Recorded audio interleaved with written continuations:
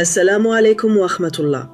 Si tu as regardé les 3 vidéos précédentes, tu as compris qu'un cerveau sous trauma n'est pas révélateur d'un cœur impie, que ta prière vide n'est pas un manque de foi, et que même les prophètes ont connu la douleur.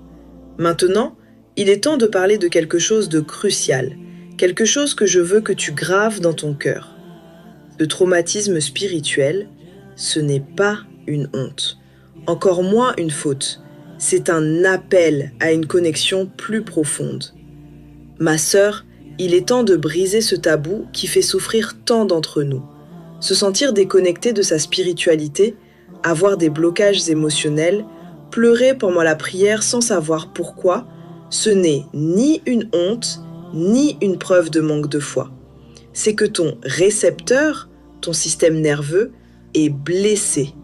Pas éteint, pas mort. Blessé. Et une blessure, ça se soigne. Allah n'a pas blâmé le prophète sallallahu alayhi wa sallam pour sa tristesse. Il lui a apporté la sakina par la révélation de sourate Ad-Duha. De la même manière, ta douleur n'est pas une punition. C'est un signal que ton être intérieur a besoin de soins. Et tu sais quoi, ma sœur? Le défi que tu vis, c'est le défi héroïque de notre époque. Le prophète sallallahu alayhi wa sallam nous avait prévenus. Il a dit « Viendra une époque pour les gens où celui qui veut pratiquer sa religion sera comme celui qui tient une braise dans sa main. » Tenir une braise, ça brûle, ça fait mal. Et parfois, on a envie de lâcher. Mais l'on ne doit pas culpabiliser de ressentir la brûlure. Le prophète sallallahu alayhi wa sallam a ajouté que celui qui s'accroche à sa foi dans ces temps de confusion, aura la récompense de 50 sahaba. 50. Pourquoi? Parce que les sahaba avaient une base sécuritaire, un environnement qui les soutenait. Toi, tu luttes contre un monde entier qui veut te déconnecter.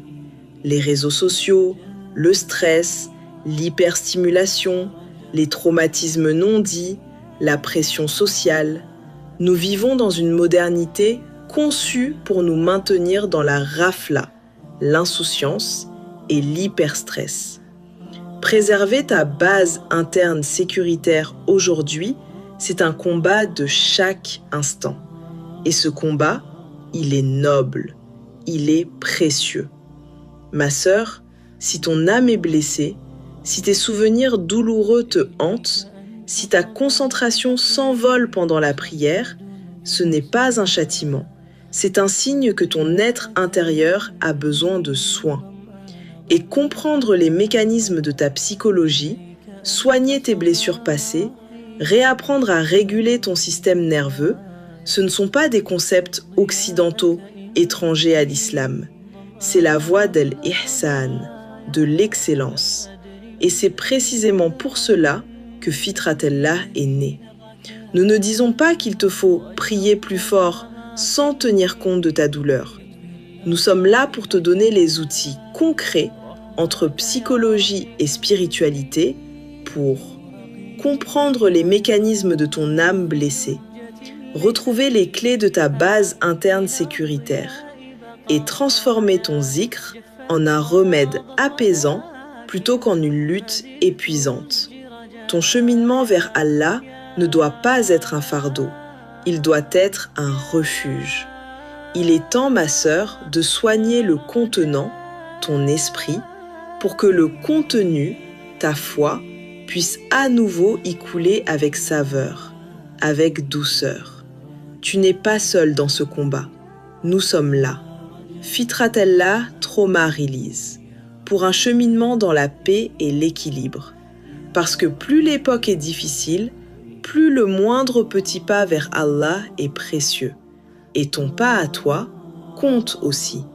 Bismillah, assalamu alaikum wa rahmatullah.